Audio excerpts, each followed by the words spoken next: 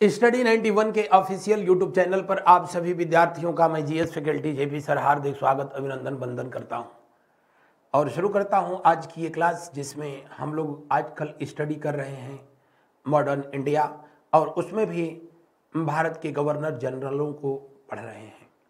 पिछले क्लास में मैंने बताया कि चार्टर एक्ट 1833 1833 के तहत लॉर्ड विलियम बेंटिक को भारत का पहला गवर्नर जनरल बनाया गया और उस कड़ी में आज हम लोग जो है स्टडी करेंगे चार्ल्स मेटकाफ और लॉर्ड ऑकलैंड के संदर्भ में।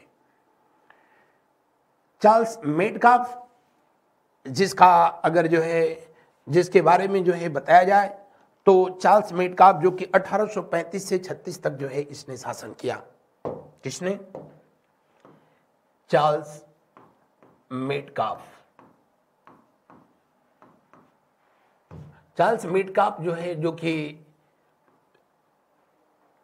लॉर्ड विलियम बेंटिक के चले जाने के बाद एक साल के लिए जो है ये गवर्नर जनरल बनाया गया और उस एक साल के जो है जीवन काल में उसने जो काम किया भारत के इतिहास में हमेशा उसके लिए वो याद किया जाता है और वो है क्या? प्रेस से प्रतिबंध को हटाना। इसीलिए भारतीय प्रेस का मुक्तिदाता इसको कहा जाता है। क्या कहा जाता है? भारतीय प्रेस का मुक्तिदाता इसे कहा जाता है। मुक्तिदाता कहा जाता है। मुक्तिदाता कहा जाता है। किसको कहा जाता है? तो जी हाँ, मुक्तिदाता कहा जाता है चार्ल्स मेटकाफ, जिसका शासनकाल 1835 से लेकर 1836 तक रहा था। प्रेस पर प्रतिबंध कब लगाए गए थे? तो आप कहेंगे कि 1823 में। किसके द्वारा लगाया गया था? तो एडम्स के द्वारा जो है ये प्रतिबंध लगाया गया और इस प्रतिबंध को चार्ल्स के द्वारा जो है चार्ल्स मेटकाफ के द्वारा समाप्त कर दिया गया। ये इसके जीवन काल की जो है प्रमुख घटना थी। हालांकि 1 वर्ष के कार्यकाल में इसने जो भी किया ये इसलिए अच्छा था क्योंकि अब दूसरे भी जो समाचार पत्र थे इस क्षेत्र में, प्रेस के क्षेत्र में फिर एक बार जो है प्रगति देखने को मिली। 1 वर्ष के कार्यकाल के बाद जो है इनके जाने के बाद दूसरा जो है गवर्नर जनरल आता है भारत का और उसका नाम था लॉर्ड ऑकलैंड। क्या नाम था? Lord Auckland. और लॉर्ड ऑकलैंड जो है आने के बाद सबसे जो है पहला काम किया और वो जो है उसका प्रमुख कार्यों में से एक था और वो है सिरसा सूरी मार्ग का जो है पुनर्निर्माण। सिरसा सूरी जैसा आप सब जो है जानते हैं, जिनका शासनकाल जो है कब से कब तक, तो 1540 से लेकर के जो है 1545 तक रहा था। अपने जीवन काल में शेरशाह सूरी ने बहुत सारे ऐसे काम किए, जैसे पटना का पहले नाम पाटलिपुत्र होता था, उसी के द्वारा उसका नाम जो है पटना दिया गया है। यानी पाटलिपुत्र का नाम बदल करके पटना किसने किया था? शेरशाह सूरी ने। रुपए का नाम रुपया किसने दिया था? शेरशाह सूरी के द्वारा दिया गया था। और उसी के समय में एक सड़क बनवाई गई जिस सड़क का नाम था जो है सड़क ए आजम। क्या नाम था? सड़क ए आजम। हालांकि ये सड़क को कहा जाता है कि इससे भी पहले चंद्रगुप्त मौर्य के द्वारा जो है बनवाया गया था। और ये सड़क कहां से? तो सोनार गांव। ये कहाँ पड़ता है? अब बांग्लादेश में पड़ता है। पहले तो ये सब भारत ही थे। सोनार गांव से लेकर के जो है पेशावर के बीच में ये इतने लंबे सड़क का निर्माण कार्य इसने कराया और उसका नाम दिया सड़क ए आजम। इसी सड़क ए आजम का जो है पुनर्निर्माण जो है कराया जाता है किसके शासनकाल में? ऑकलैंड के शासनकाल में। किसके शासनकाल में? Lord Auckland. लॉर्ड ऑकलैंड के शासनकाल में इस सड़क का जो है पुनर्निर्माण कराया गया। जो पत्थर की जो है सड़क थी उसको जो है वर्तमान स्वरूप दिया गया और इसका नाम बदल करके जो है जीटी रोड रखा गया। क्या नाम रखा गया? जीटी रोड जो है नाम रखा गया। लॉर्ड ऑकलैंड जो कि 1836 से लेकर के 1842 तक जो है इसने शासन किया और इसका नाम बदल करके क्या कर दिया? जीटी रोड यानी ग्रैंड ट्रैंक रोड। क्या नाम दिया? Grand trunk road.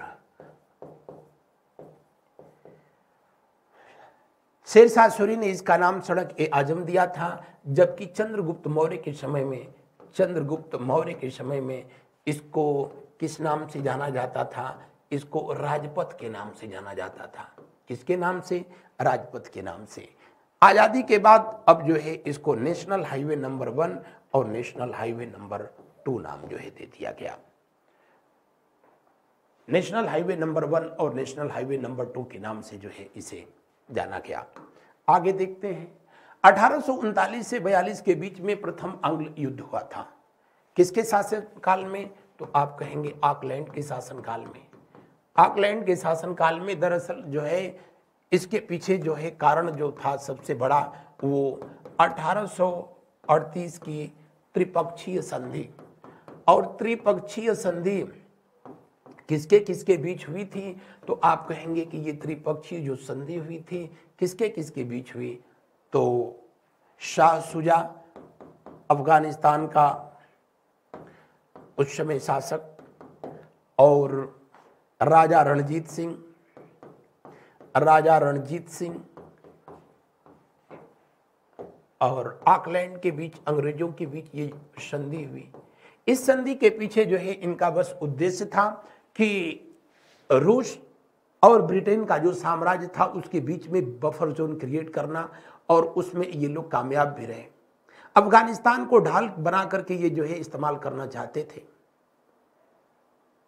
कि अगर जो है रूस का जो है साम्राज्यवादी विस्तार जो चल रहा है, अगर रशियन इधर आते हैं तो अफगानिस्तान वाले जो है उसका विरोध करेंगे, अफगानिस्तान विरोध करेगा तो जो है हम लोग सुरक्षित रहेंगे। लेकिन ऐसा हुआ नहीं। रूस और जो है वहां का शासक दोस्त मोहम्मद शाह शुजा, इनके बीच जो बढ़ती नजदीकियां थी, तब ब्रिटेन के लिए ये जो है समस्या का सबब हुआ और ईस्ट इंडिया कंपनी वालों ने इस पर अटैक किया। किस पर? अफगानिस्तान पर। अफगानिस्तान पर जो है इन्होंने अटैक किया और जिसका जो है परिणाम हुआ, हालांकि अंग्रेजों को विजयश्री प्राप्त तो हुई जरूर, लेकिन उसके एवज में इनको बहुत कीमत चुकानी पड़ी, बहुत जो है क्षति हुई। यानी अंग्रेजों की जो है अंग्रेजों को सर्वाधिक हानि का जो है सामना करना पड़ा। और यही वजह था, ये जो नुकसान था राजनीतिक और कूटनीतिक मोर्चे पर जो है, ये जो विफलता थी वो लॉर्ड ऑकलैंड के लिए जो है समस्या का सबब बनी और इनको जो है वापस बुला लिया गया। दूसरा जो आंग्ल अफगान युद्ध हुआ था वो 1878 से 1880 के बीच हुआ था। दूसरा आंग्ल अफगान युद्ध अंततोगत आगे चल करके 1890 ईस्वी में अफगानिस्तान को एक अलग देश का जो है दर्जा अंग्रेजों ने दे ही दिया और भारत से उसे अलग कर दिया था। लेकिन अभी वो दौर आगे आएगा। बढ़ते हैं, लॉर्ड ऑकलैंड के द्वारा किया गया कुछ प्रमुख कार्य, जिसके तहत जो है इन्होंने ब्लैक एक्ट को जो है 1840 और गोरे कालों में जो है गोरे कालों में भेद को समाप्त करने के लिए इन्होंने इस एक्ट को पास कराया था।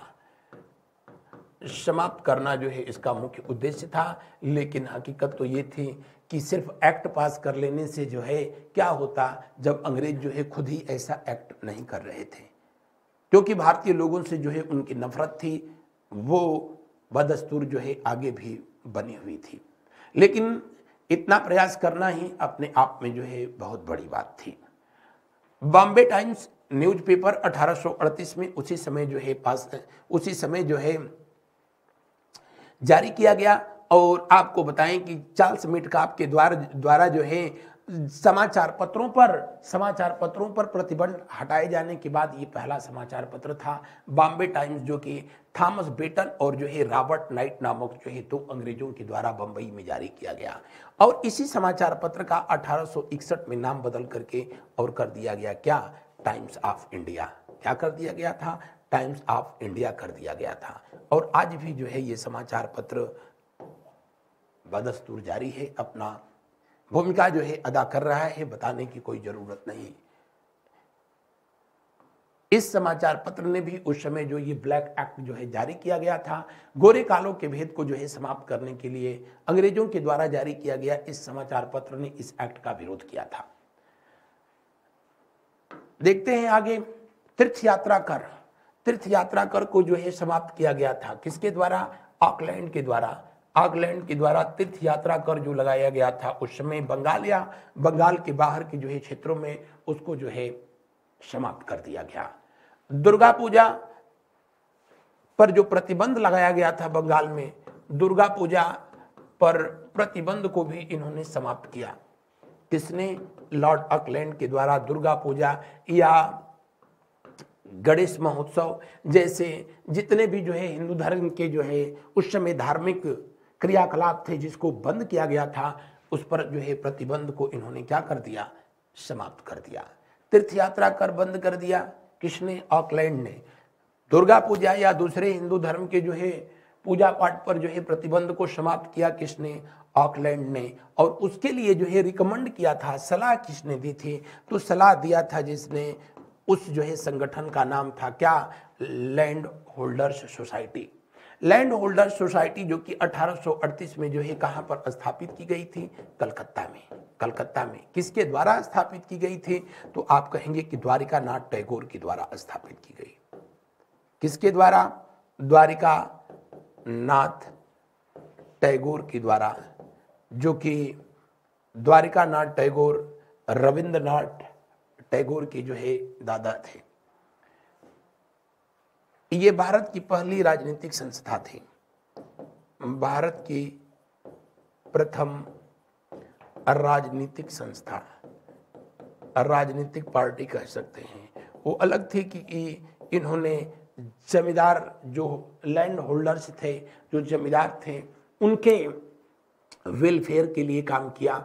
लेकिन तीर्थ यात्रा कर या फिर जो है धार्मिक जो उस समय के उत्सव थे उसको शुरू कराने में इस संगठन ने महत्वपूर्ण भूमिका निभाई थी और लॉर्ड ऑकलैंड ने उसे स्वीकार भी किया था। सिंचाई के लिए नहरों का निर्माण के कार्य जो है कराया था किसने? ऑकलैंड के द्वारा जो है कराया गया।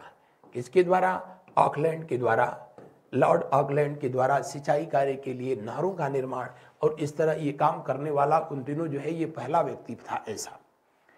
इसी के शासनकाल में हालांकि कृषि कार्य के लिए जो है इन्होंने कृषि कार्य के लिए आर्थिक सहयोग जो अंग्रेज हिंदुस्तान को उन दिनों गिद्ध की तरह नोच करके खा रहे थे, उन हिंदुस्तान के लोगों के लिए इतना सोचना बहुत बड़ी बात थी। न सिर्फ इसने जो है कृषि कार्य के लिए नहरों का निर्माण कराया, बल्कि किसानों के लिए आर्थिक सहयोग भी प्रदान किया, क्योंकि टेनेंसी एक्ट 1822 के ला देने के बाद से अब जमींदारी प्रथा जो है धीरे धीरे समाप्त हो रही थी। और भारत में उन दिनों काश्तकारी अधिनियम, यानी किसान ही अपने जो है खेत का मालिक होता था, अपनी जमीन का मालिक होता था। और लॉर्ड ऑकलैंड के द्वारा किए गए इन कार्यों से कृषकों के लिए और जो है बेहतर उस समय अवसर प्राप्त हुए। लेकिन कुछ ऐसे भी क्षेत्र थे जहां पर टैक्स को बढ़ाए जाने की वजह से जो है विद्रोह हुआ था। और कहां पर?